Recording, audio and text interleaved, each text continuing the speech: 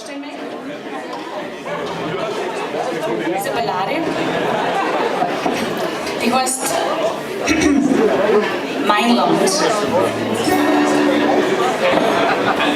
Die habe ich im Ausland geschrieben, in Los Angeles, wo ich da unterwegs war. Und habe gemerkt, dass mir die Heimat schon im Herzen mittragt. Mein Land ist aber immer drin.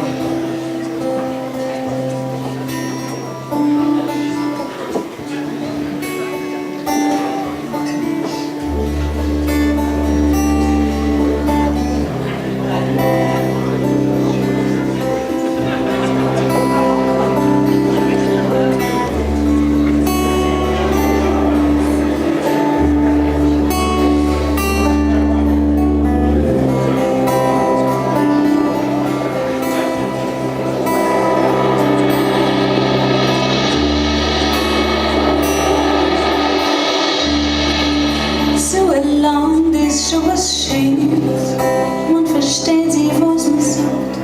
Und wenn das einmal nicht so ist, dann sprechen